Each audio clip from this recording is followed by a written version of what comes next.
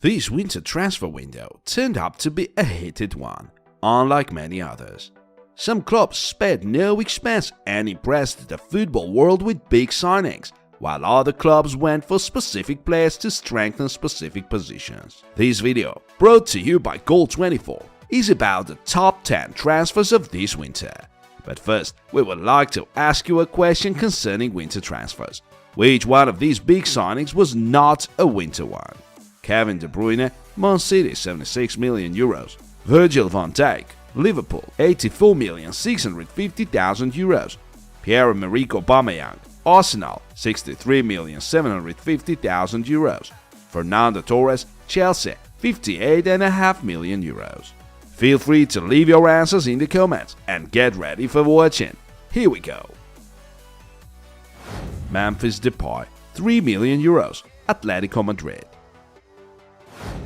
The Dutchman's career went downhill at the moment he left Lyon as a free agent and joined Barcelona in summer 2021. His signing was the initiative of Ronald Koeman, the former Barca head coach, but he was sacked and Xavi took over.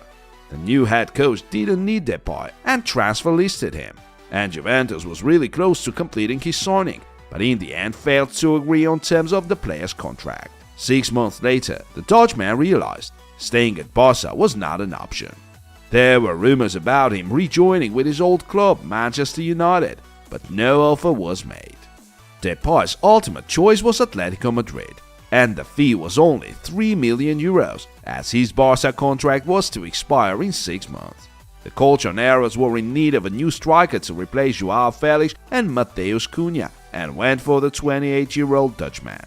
Since the moment he joined Atletico, Depay came in as a sub in his first 2 games, but is yet to find a net for his new club.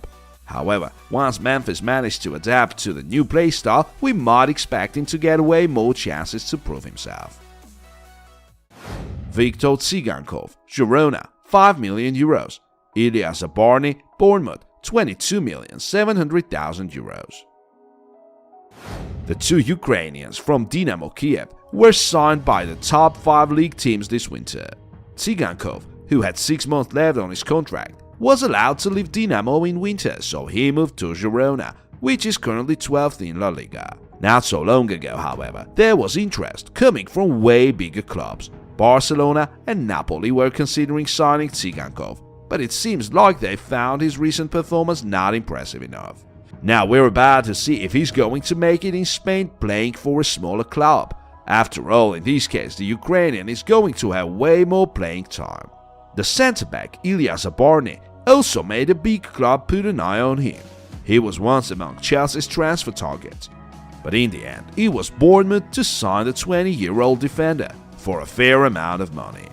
The Cherries are currently in the Premier League, but the battle for survival is going to be extremely tough this season. But who knows, maybe it will be Zabarny to save Bournemouth from relegation, along with the other 5 newcomers. Arnaud Danjuma, €3 million loan until the end of the season with a €30 million buyout option. Pedro Porro, €45 million. Tottenham. When Unai Emery left Villarreal, it became obvious that Danjuma wouldn't stay there for long either. The ex-Bournemouth attacker had his eyes set on the Premier League return, and his old club was among the sides interested, but the player's choice was Everton. He passed the medical and had a photo shoot, which we will never see as Tottenham came for Arnaud at the very last moment. Once he heard about the Spurs offer, he rejected Everton and went to London to sign for Antonio Conte's side. Danjuma knew too well about Everton's crisis and how they are struggling in the league.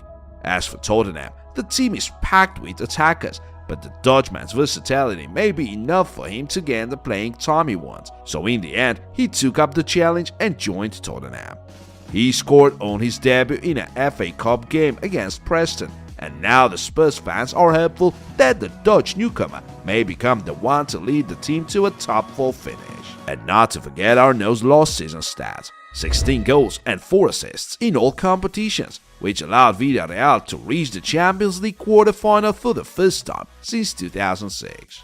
As for Pedro Porro, the 23-year-old right-back came to Manchester City from Girona for €12 million in 2019. Since that time, however, he hasn't made a single appearance for City and had to go out on loan time after time. In 2020, Pedro joined Sporting Lisbon, where he did well enough, so that last summer the club signed him on a permanent basis for €8.5 million, with a buyout clause of 45 million. If they only knew that they would get that money as early as this winter. Antonio Conte was impressed with Porro's Champions League performance. The negotiations were extremely tough, as the Spurs were eager to get a discount, but eventually had to settle on the buyout clause and pay the full price. Pedro Porro can also play as a right winger, but at Tottenham he's most likely to play as a wing-back. By the way, Chelsea was another club interested in signing him, but the Blues went for Malo Gusto from Lyon instead. He cost the Blues less, though they'll have to wait until this summer to get him. Porro, in his return, is now back at the Premier League, and the desire to prove his old club Man City wrong may become a great source of motivation.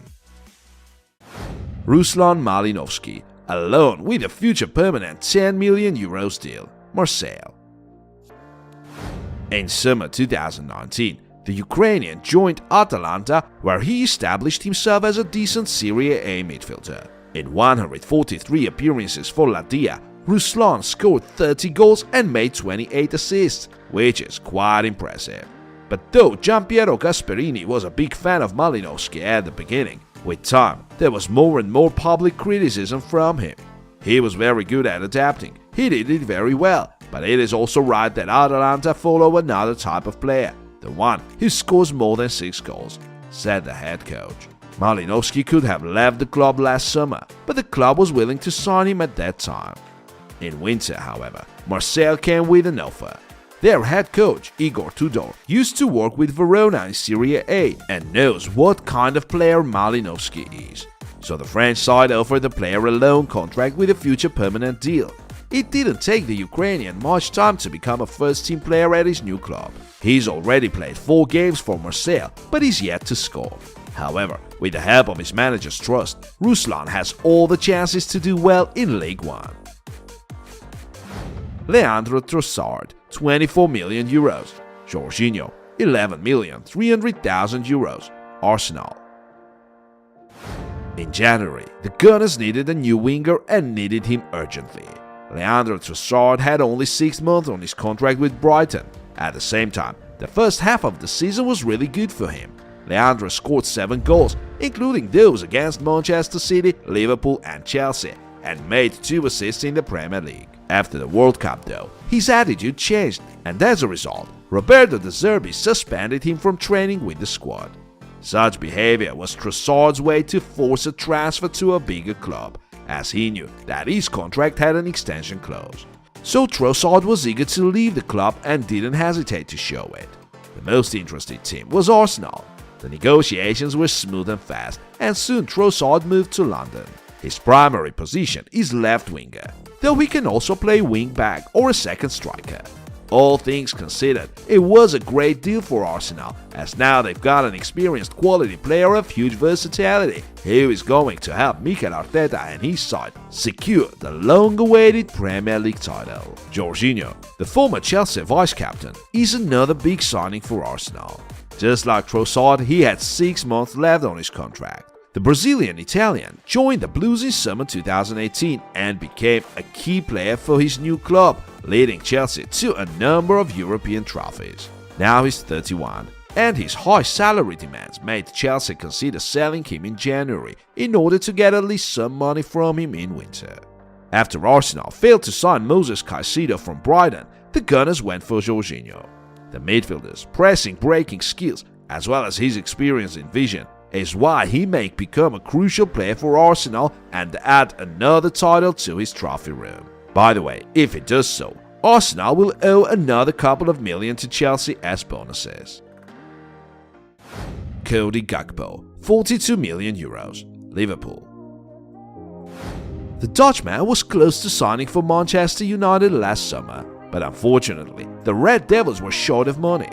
There were other options, among them Leeds and Southampton, but Coady decided to reject both the Saints and the Peacocks and wait for a bigger club to come for him. His World Cup performance did attract interest, as Coady became the best goalscorer for the Netherlands with 3 goals. Apart from that, he had an extraordinary season for PSV, 13 goals and 17 assists in all competitions.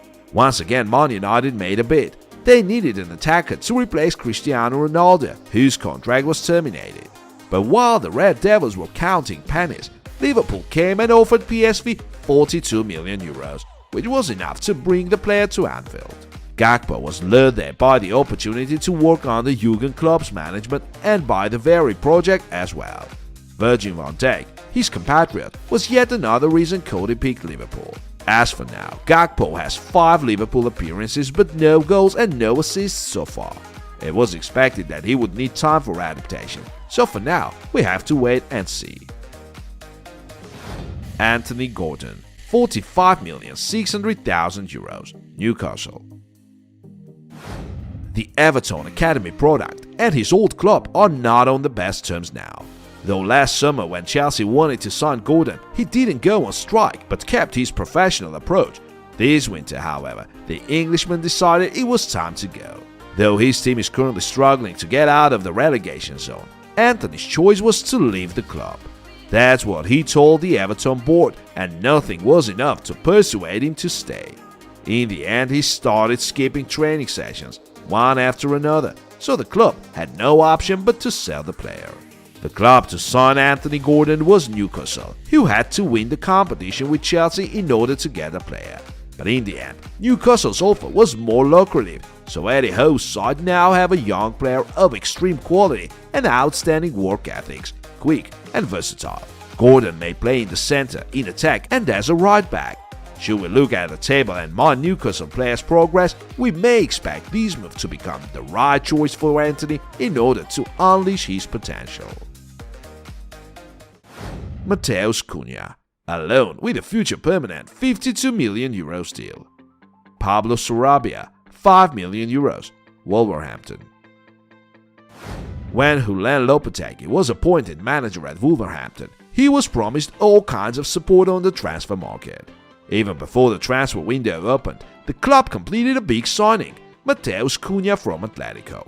Everton was among the clubs that wanted to sign the Brazilian striker, but the Colchoneros' demands of 52 million euros were too much for the Toffees, but not for the Wolves. Though it's a loan deal, it will become permanent at the end of the season, and that is going to make Cunha the biggest ever signing for Wolverhampton. The previous record, by the way, was set last summer. That was Matheus Nunes, who came from Sporting Lisbon. Cunha, who has made 3 Premier League appearances so far, is yet to score his first goal in England, but it's too early to make any conclusions about the 23-year-old striker. Another notable Wolverhampton newcomer is Pablo Sarabia, who spent last season on loan at Sporting Lisbon and scored 21 goals in all competitions in addition to his 10 assists. His club, PSG, found that impressive enough to give the 30-year-old Spaniard another chance to prove himself at Parc des Princes. Nothing good came out from that though. Though Sarabia did get playing time, he looked the odd one out in Christopher Galtier's system, so as a result in January he left the club for as little as 5 million.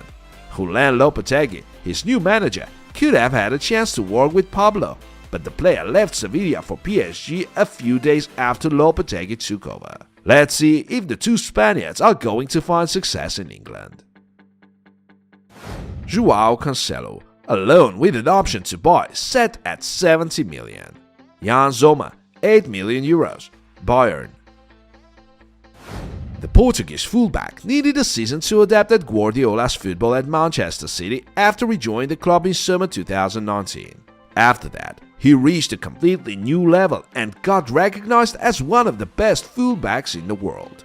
The fact that João made it into the Premier League team of the season twice is the best proof of it. But at the very end of the transfer window, Cancelo unexpectedly moved to Bayern. He has been out of the first team since the World Cup, and there must have been some conflict between Guardiola and him, as it seems to be the only explanation why City let him leave. For Bayern, however, it looks like a perfect deal. Though they didn't plan to sign a replacement for Nusayr Mazraoui, he was injured when Nagelsmann discovered that Cancelo was available. He didn't think twice. What makes it even more possible for Cancelo to sign a permanent deal with Bayern is that Benjamin Pavard is pretty likely to leave in summer. The Portuguese, in his turn, is able to play on both wings, and such versatility may become a great asset to Bayern. Speaking of Sommer, the 34-year-old Swiss goalkeeper left Borussia Mönchengladbach, the club he had played for since 2014, to join Bayern this winter.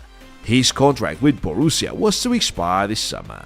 There were rumors about Man United's desire to sign Sommer as a free agent and make him the new first-choice keeper ahead of De Gea. De Gea's passing skills are not enough for the new manager Erik ten Hag, and that's why United were considering signing Sommer at the end of the season. But Jan decided not to wait until summer and chose to move immediately.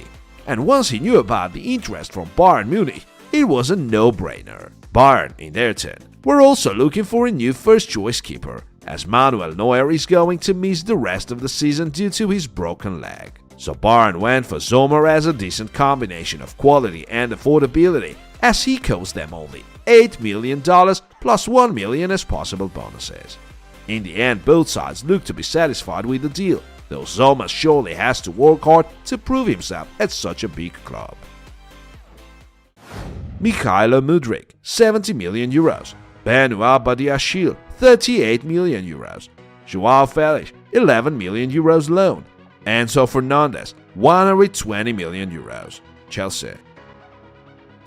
Just like it was last summer, Chelsea ended up being the biggest spender of this winter transfer window. The reason for that was most likely the grave crisis that hit the Blues. 10th place in the Premier League is nothing less than a disaster after the team spent 282 million euros on transfers last summer. But even so, the new manager Graham Potter still has the full support of the Chelsea board. The first of his signings was Benoit Badiashile from Monaco, the 21-year-old left-footed centre-back, who remains the only player born in this century to have played 100 matches in League One. His two first games for the new club were against Crystal Palace at home and Liverpool away.